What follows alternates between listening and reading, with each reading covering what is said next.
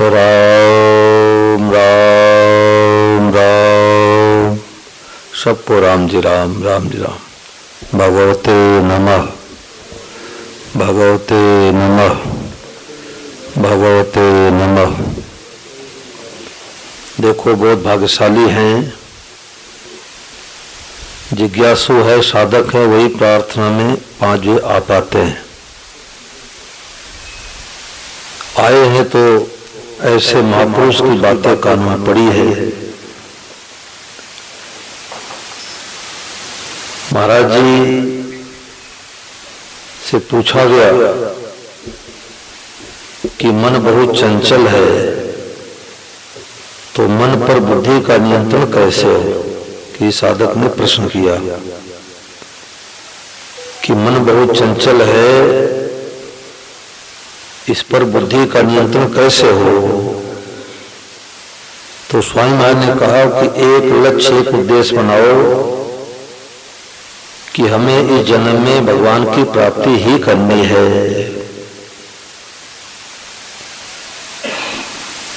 जब एक लक्ष्य बन जाता है तो साधक इधर उधर भटकता नहीं है। देखो, जिस रुपये के पीछे पड़े हैं वो रुपया मिलता है भाग्य से।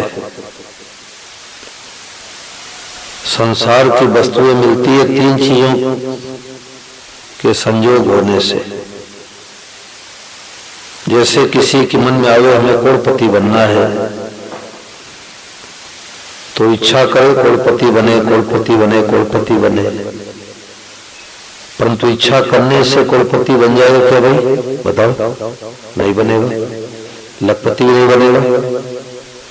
तो उद्यम करे, खेती करे, नौकरी करे, व्यापार करे, कुछ न कुछ करना पड़ेगा।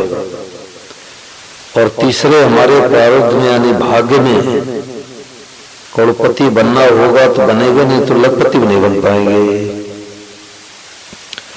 तो संसार की वस्तुएं मिलती है इच्छा, उद्यम और प्रारब्ध से, और भगवान की प्राप्ति होती है केवल इच्छा मात्र से, मात्र केवल एक। क्या करे, कहां जाए, किससे पूछे?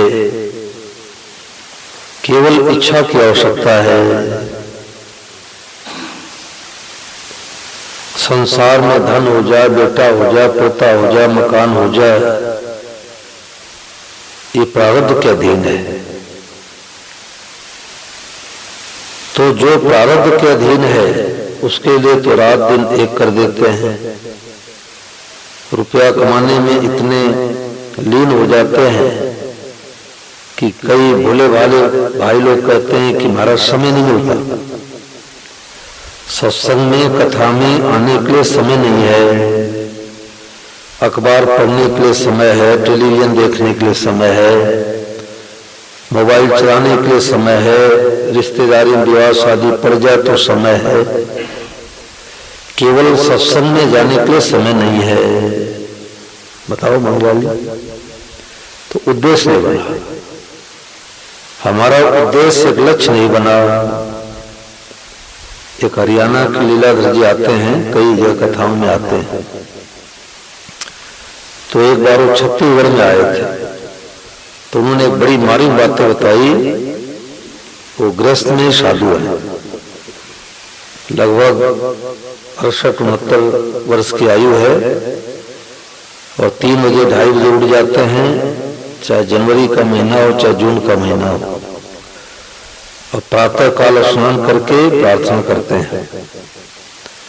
उनके क्षेत्र में कई सत्संग होता है, तो 50-50 किलोमीटर दूर स्नान करके प्रार्थना पहुंच जाते हैं। इसको कहते हैं लगन। 50 किलोमीटर दूर गाड़ी से और लोगों को लेकर के प्रार्थना में आ जाते हैं। स्वामी अधिक साधक है। तो उन्होंने कहा कि महाराज 1 करोड़ प्रश्नों का एक उत्तर। हमने कहा लीलाधर जी 1 करोड़ प्रश्नों का एक उत्तर कैसे? उन्होंने कहा कि सुबह जल्दी नींद नहीं खुलती, आपका उद्देश्य नहीं बना, भगवत प्राप्ति का उद्देश्य नहीं बना, दिल्ली जाने का उद्देश्य बनता है तो स्टेशन पहुंच जाते 2:30 बजे रात में। माला फेरते से हमारे को नींद आ जाती है। आपका उद्देश्य नहीं बना।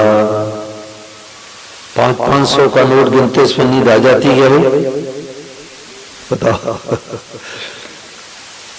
कि नींद आ गई इसलिए 2 नोट ज्यादा चले गए, मतलब ही नहीं है। हमें अच्छे गुरु नहीं मिले, आपका उद्देश्य नहीं बना। आज कैसे गुरु चाहिए कि बेटा नहीं बेटा हो जाए, पोता नहीं पोता हो जाए, धन नहीं है तो धन हो जाए। तो ऐसे गुरु दुकान खोल बैठे, आ जाओ हमारे पास में, लाओ रुपया लाओ। तो स्वामी महाराज कहते गुरु लोभी शिष लालची दोनों खेले दाव, और दोनों डूबे परशुराम बैठ पत्थर की नाव। गुरु जी तो लेकर के डूबते हैं, चेला दे के डूबता है, दोनों का कल्याण नहीं होता। कल्याण किसका होता है? जो उद्देश्य बना लेता है कि हमें इस जन्म में भगवान की प्राप्ति ही करनी है। ऐसा साधक हर जगह नहीं ठहर सकता। स्वामी महाराज जी का कार्यक्रम चल रहा था दिल्ली में, तो महाराज जी भ्रूण हत्या पर बहुत बोलते थे कि भ्रूण हत्या मत कराओ, नसबंदी मत कराओ। तो भ्रूण हत्या के निषेध में सम्मेलन हो रहा था, तो 12-15 पत्रकार आए थे। तो एक पत्रकार ने स्वामी महाराज से पूछा कि महाराज गली गली में कथाएं हो रही है, सत्संग हो रहा है, भागवत हो रही है, राम कथा हो रही है, परंतु जैसा लाभ होना चाहिए वैसा लाभ क्यों नहीं होता? तो स्वामी महाराज ने 2 टुक में जवाब दिया कि श्रोता और वक्ता दोनों नकली है। श्रोता और वक्ता दोनों नकली है। कथा कराने वाले तो पहले फिक्स कर लेते हैं 2 लाख रुपए चाहिए, अब 20 आरती की थालियां लगा देंगे, रुपया लाओ। आज कन्हैया जन्म में तो रुपया लाओ, रुक्मणी का विवाह तो साड़ी लाओ, गहने लाओ, माताएं साड़ियों का ढेर लगा देती। तो कथा करने वालों का तो ये उद्देश्य है, और कराने वाले सोचते हैं कि टेलीविजन हमारा नाम आ जाए, ऐसा भंडारा करो कि लोग समझे कि वाह वाह बहुत अच्छा कथा कराया है। अब लाभ कैसे होगा? हमारे को मिलते हैं जो हिये वही जी है, जो भीतर होता है वही बाहर निकलता है। अयोध्या के पास गोंडा में कथा हो रही थी, तो एक बूढ़े सज्जन आए, बोले हमारे यहाँ अंतर्राष्ट्रीय महात्मा आए थे, तो 25 कुंतल चीनी का शरबत बन गया। मेरे को हंसी आई कि अंतर्राष्ट्रीय महात्मा आए तो भगवान अपने लगने चाहिए, अंतर्राष्ट्रीय महात्मा आए तो सब जगह भगवान दिखने लग जाने चाहिए। यही आदत 25 कुंतल चीनी शरबत बन गया। 25 के 50 कुंतल चीनी शरबत बना लो, वो पी जाएंगे। तो एक लक्ष्य एक उद्देश्य बनाए बिना काम नहीं होता। बीकानेर में धोरे पर महाराज जी रहा करते थे, तो वहां दिसंबर जनवरी के महीने में भी कड़ाके की सर्दी बहुत पड़ती होगी। तो 5 बजे की प्रार्थना में 5-7 बसें लगा देते सेठ लोग, दूर दूर से लोग आते थे। तो एक लड़का 8 किलोमीटर दूर से साइकिल चला करके आया। तो महाराज जी का नियम था कि 5 बजते ही गेट बंद हो जाता था, अंदर वाले अंदर, बाहर वाले बाहर सुने। क्योंकि महाराज जी ये नियम क्यों बनाया? क्योंकि समय का महत्व दो।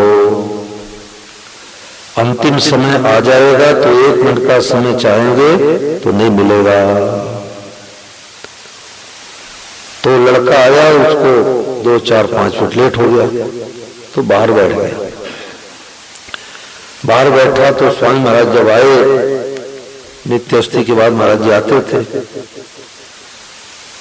तो जब महाराज जी आए तो प्रणाम करने के लिए गया, तो महाराज जी डांट करके बोले तो पुराना साधक है, समय का ध्यान नहीं देता। तो रोने लग गया। उसने कहा महाराज जी यहाँ से हमारा घर 8 किलोमीटर दूर है, लगभग 8 किलोमीटर दूर है, और धुंध कोई यहाँ पड़ा हुआ है, तो मैं साइकिल चला के आया।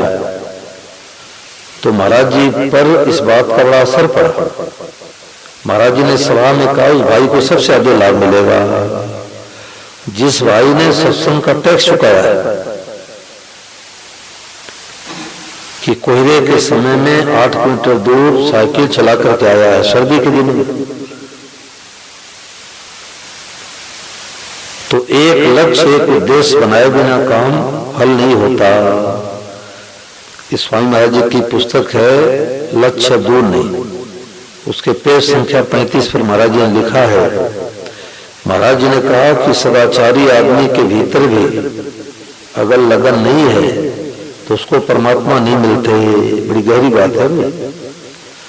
सदाचारी आदमी के भीतर भी अगर लगन नहीं है तो उसको परमात्मा नहीं मिलते।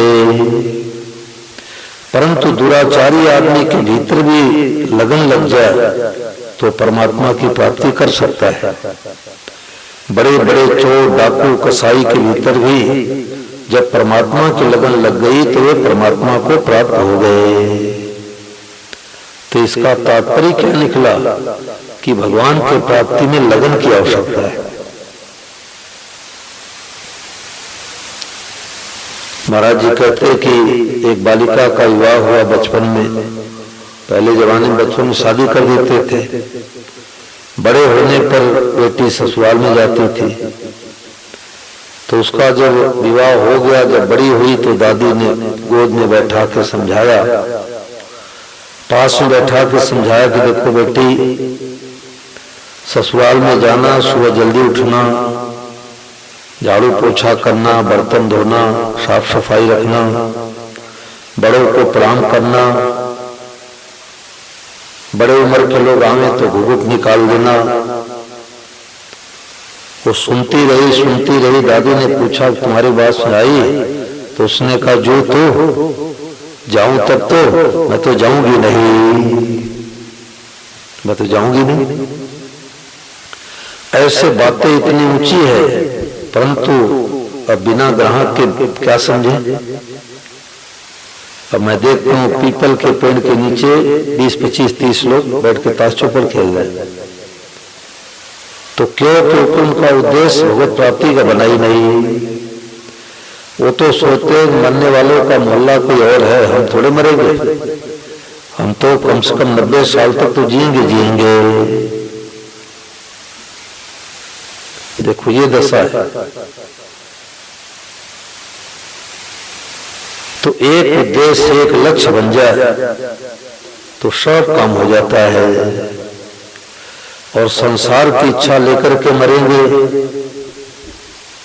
बेटे पोते का चिंतन करते से ही छोड़ेंगे, बेटा पोता बन के आना पड़ेगा। कुत्ता बिल्ली का चिंतन हो गया तो कुत्ता बिल्ली बन के आना पड़ेगा। और भगवान को याद करते जाएंगे, भगवान के धाम में चले जाएंगे।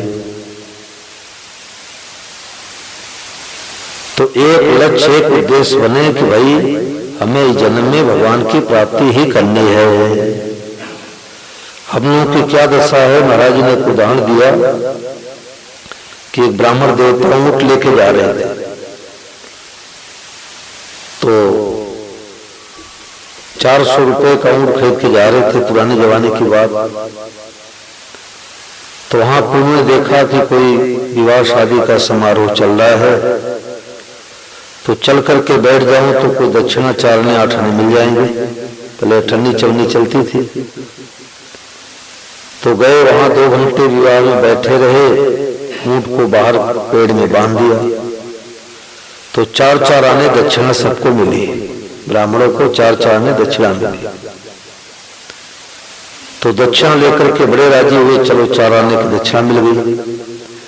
और जब बाहर निकले तो उन्होंने देखा कि 400 रुपए की ऊंट की चोरी करके चोर चले गए। ऐसे हम जब तक इच्छा रखते हैं कि बेटा हो जाए, पोता हो जाए, मकान हो जाए, दुकान हो जाए, तो ये 4 आने की दक्षिणा है और 400 ऊंट की चोरी चली गई, यानी भगवान की प्राप्ति से वंचित रह गए। संसार की वस्तुएं तो मिलेगी प्रारब्ध से, भाग्य से, लक से, मुकद्दर से, और भगवान मिलते इच्छा मात्र से। तो महाराज जी कहते कि पहले जमाने में रुपए में 16 आना हुआ करते थे, पुराने लोगों को पता है। रुपए में 16 आना हुआ करते थे और एक आने में 4 पैसे होते थे। तो महाराज जी कहते कि एक आने में 4 पैसे, तो 1 पैसे तो क्रिया का महत्व है, 3 पैसे भाव का महत्व है और 15 आना उद्देश्य का महत्व है।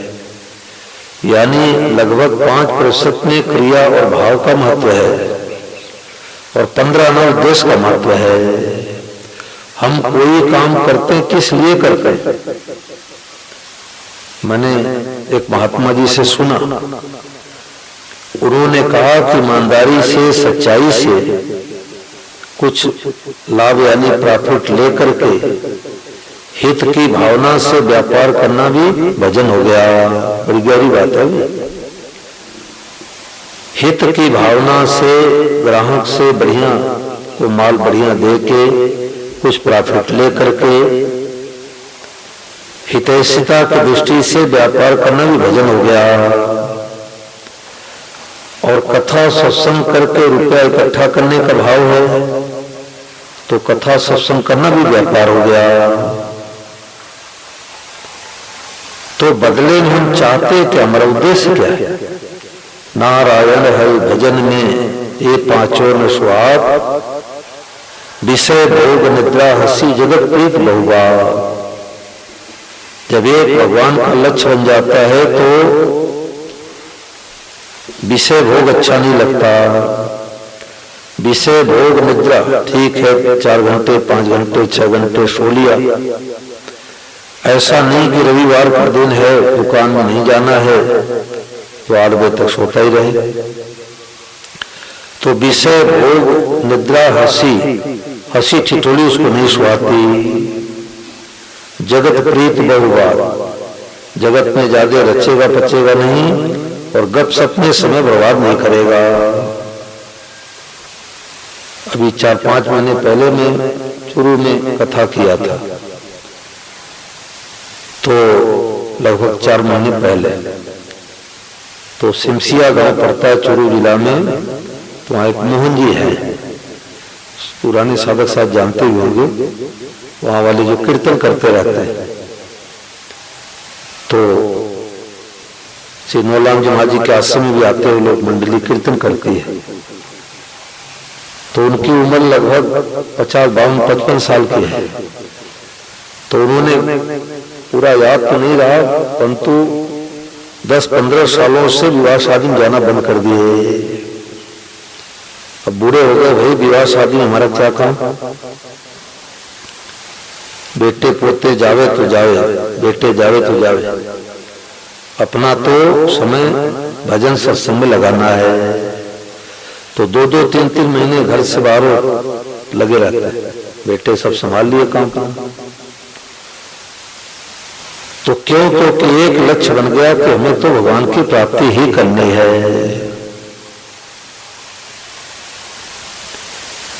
जब लगन लग जाता है,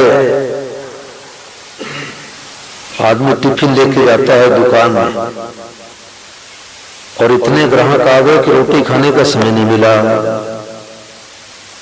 और जब घर पर आता तो भरी टिफिन आती है और पत्नी ले जाती है उसको धोने के लिए, टिफिन धो माज के रख दो, और देखती है कि अरे इसमें तो भोजन पूरा का पूरा बचा हुआ है।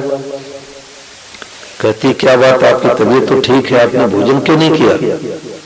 तो कहता है कितने ग्राहक आ गए कि रोटी खाने के लिए समय नहीं मिला। इसको कहते लगन।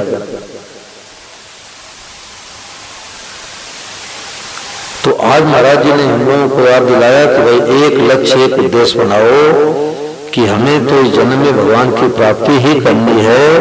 और एक लक्ष्य बनते हमारा 24 घंटे का भजन शुरू हो गया।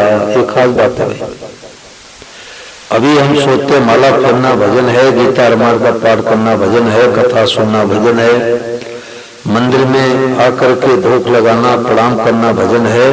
बाकी तुम गृहस्थी आदमी हैं, बाल बच्चे वाले हैं, हम कोई साधु ब्राह्मण थोड़े 24 घंटे राम राम करते रहेंगे। तो संतों ने कहा यह अधूरा भजन है। और पूरा भजन क्या है? 24 घंटे का भजन क्या है कि हम भगवान के हैं, भगवान मेरे हैं। अब एक भगवान के होते ही स्वामी महाराज ने 5 अमृत तुल्य बातें बताई, पंचामृत, कि एक बात को पकड़ लो कि हम भगवान के ही हैं, तो अब जहां भी रहते, कहां रहते हैं? भगवान के घर में रहते हैं, भगवान के दरबार में रहते हैं। अब भगवान का घर है तो बढ़िया साफ सफाई रखो, वस्तुओं को यथास्थान रखो, बर्तनों को साफ करके रखो, भगवान का घर है भाई। तुलसी मैया का पौधा लगाओ, घर में मंदिर बनाओ, प्रत्येक कमरे में भगवान का चित्र लगाओ, भगवान का घर है। ये तो 20, 30, 50, 60 सालों के लिए रहने के लिए मिला है। अब जो तीसरी बात का जो शुभ काम करते हैं वो सब भगवान का भजन हो गया। रोटी खाना भगवान का भजन, काम धंधा करना भगवान का भजन, खेती व्यापार करना भगवान का भजन, नौकरी करना भगवान का भजन, माताएं बहनें रसोई सेवा करे भगवान का भजन, झाड़ू पोछा लगावे भगवान का भजन, बच्चों को तैयार करे भगवान का भजन। ये 24 घंटे का भजन शुरू हो गया। कर नित करे राम पद पूजा। और चौथी बात है कि शुद्ध सात्विक जो भोजन पाते हैं, ठाकुर भोग लगा के भगवान का प्रसाद पाते हैं। और 5वीं बात है भगवान के दे प्रसाद से भगवान जनों की सेवा करते हैं। तो भगवान का दिया प्रसाद क्या है? खेती करते अनाज मिलता है, नौकरी व्यापार करते रुपया मिलता है। तो इससे क्या करना है? ये कुटुंबी कौन है? भगवान के जन हैं। तो न घर छोड़ना, न मकान छोड़ना, दुकान छोड़ना, बाल बच्चों को छोड़ना, और 24 घंटे का हमारा भजन शुरू हो गया। अब इसमें कोई बात पूछो भाई, आप जो विषय चला इसी विषय पर पूछें तो विषय का खुलासा हो जाता है। कोई माताओं बहनों भाइयों में कोई बात पूछो भाई, यहाँ पुराने साधक है, कोई बात पूछो।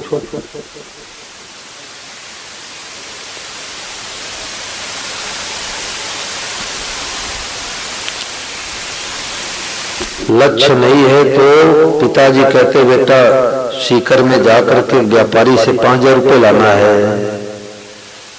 तो कहता है पिताजी उस मोहल्ले में तुम कभी गए नहीं, और उसी बेटे की नौकरी लग जाती है 3 लाख रुपए महीने की अमेरिका में, तो अमेरिका चला जाता है, अमेरिका चला जाता है। कभी भी बंद कर दे वो शांत रह करके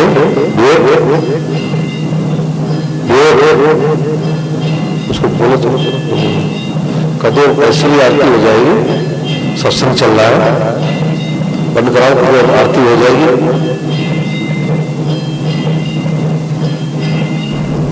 यहाँ भी गहरे सत्संग का भी प्रभाव नहीं है। हनुमान जी की आरती तो ऐसी भी हो सकती है। तो जब एक लक्ष्य बन जाता है कि हमें रुपया कमाना है तो आदमी विदेश चला जाता है। क्यों? क्योंकि उद्देश्य बन गया कि हमें तो रुपया चाहिए। तो जब तक एक लक्ष्य की प्राप्ति, एक उद्देश्य नहीं बनाता, एक लक्ष्य नहीं बनाता, तो गंगा गए गंगादास, जमुना गए जमुनादास। जैसे चौराहे पर खड़ा हुआ व्यक्ति कि इससे रास्ता पूछे, में रास्ता बताओ, और जिससे पूछ रहा हो कहे कि आप कहां जाओगे, बोले कहीं का रास्ता बता दो, तो रास्ता बताने वाला कहेगा फिर कहीं चले जाओ, फिर रास्ता क्यों पूछते हो? जब एक लक्ष्य, एक उद्देश्य नहीं बना कि हमें पूरब जाना है कि पश्चिम जाना है, उत्तर जाना है, दक्षिण जाना है, तो फिर रास्ता क्यों पूछते हो? तो एक लक्ष्य, एक उद्देश्य होना चाहिए कि हमें जन्म में भगवान की प्राप्ति ही करनी है। बताओ मम्मीलाल जी, आप कोई पूछो, दो मांगलाल जी बैठे हो, कोई बात पूछो।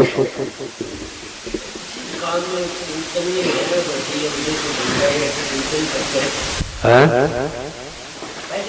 तो बात यह है कि सारे खुद के अंदर ही है देखिए क्या कमी है, कैसे हो सकता है।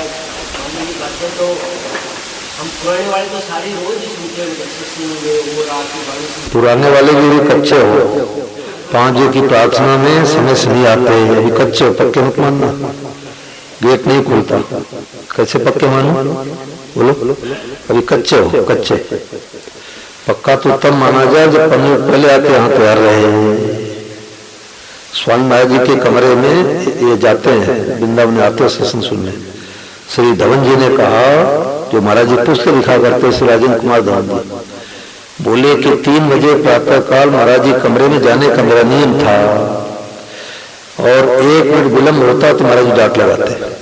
बोलो, 3 बजे प्रातः काल स्नान करके जाते और 1 मिनट विलम्ब होता तो डांट लगती। इसको कहते तत्परता।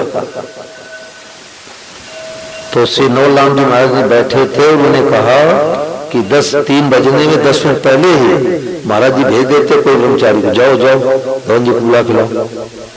इसको कहते तत्परता। भगवान की तरफ चलने में कभी संतोष नहीं करना चाहिए। और लोग आवे ना आवे, जो पुराने साधक हैं उनको बैठ करके सत्संग सुनना चाहिए। ये जो भगवतन में बातें आई है ना, ये दुनिया में बातें नहीं मिलेगी, दुनिया में बातें नहीं मिलेगी, परंतु बातें बड़ी ऊंची हो, हम ग्राहक ही नहीं। पुराने साधकों को पता नहीं भगवतन में क्या होता है। सब रूपों में भगवान ही बने हैं, वादो सर्वम, ये बातें कितनी जगह मिलेगी? स्वामी महाराज जी के साधक लोग तो बताते हैं, परंतु बातें कहाँ मिलेगी?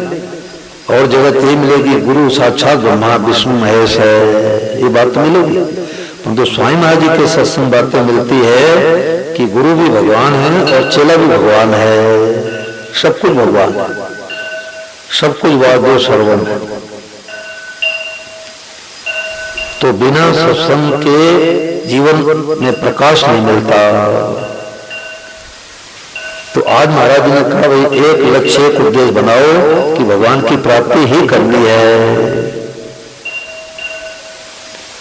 तो अच्छे सब महात्मा भी मिल जाएंगे, अच्छी पुस्तकें मिल जाएगी। अब हम लोगों को पता ही नहीं था स्वामी महाराज हैं कि नहीं है, और कोई पुस्तक लाए, कलकत्ता से कोई पुस्तक लाए, सन 88 की बात, कितने साल हो गए? 36 साल हो गए। तो 3-4 को अखंड ज्योति की पुस्तक थी, शांति कुंज वालों की, और एक पुस्तक महाराज जी की छोटी कोई छपवा रखे थे। तो उसमें महाराज जी ने कहा कि अनुकूलता भगवान की दया है, प्रतिकूलता भगवान की कृपा है। तो आधी बात तो सुना गई कि अनुकूलता भगवान की दया है, बेटा जन्मे, पोता जन्मे, मकान बने, रुपया फायदा हो व्यापार में, भगवान की दया है। परंतु घाटा लग जाए, अपमान हो जाए, निंदा हो जाए, इसमें कौन सी भगवान की कृपा है? तो मैंने सोचा कि साधु महात्मा से ही छोड़ देते, उसके बाद पुस्तकें छपती है। तो महाराज जी की पुस्तक में विशेषता है कि आगे एक छोटा कोई उदाहरण देते हैं, उदाहरण से बात समझ जाती है। तो जब मैंने आगे पढ़ा तो महाराज जी ने क्या लिखा कि जैसे कई बच्चे मैदान में खेल रहे हो और खेलते बच्चों के माँ के हृदय में दया उमड़े कि बच्चा कुछ खाया पिया नहीं और चला गया खेलने के लिए, बीमार पड़ जाएगा। तो माँ क्या करती, लड्डू लेकर के जाती है, साड़ी के आंचल लड्डू लेकर के जाती है। अब देखती है कि वहां कई बच्चे खेल रहे हैं, तो आधा लड्डू फोड़ करके तो अपने बच्चे को देती है, अपने बेटे को आधा लड्डू फोड़ कर देती है, और आधा लड्डू फोड़ करके सब बच्चों को देती है। परंतु यदि सब बच्चे जनता को थप्पड़ से लगाई गई, बोलो अपने को लगाएगी, दूसरों को लगावे तो लड़ाई होने लग जाए, यही बात होती है। यही बात लग गई कि बात बिल्कुल सच्ची है कि अनुकूलता तो भगवान देते हैं, प्रतिकूलता में भगवान विशेष कृपा है।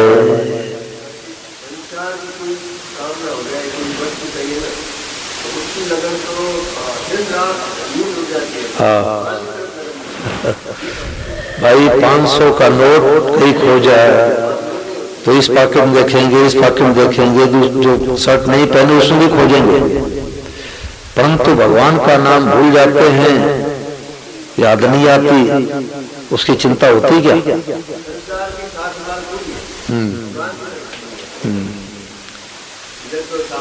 हाँ, तो मुख्य बात महाराज जी ने बताया कि भाई एक उद्देश्य बनाना है, तो मैं तो जन्म भगवान की प्राप्ति ही करनी है।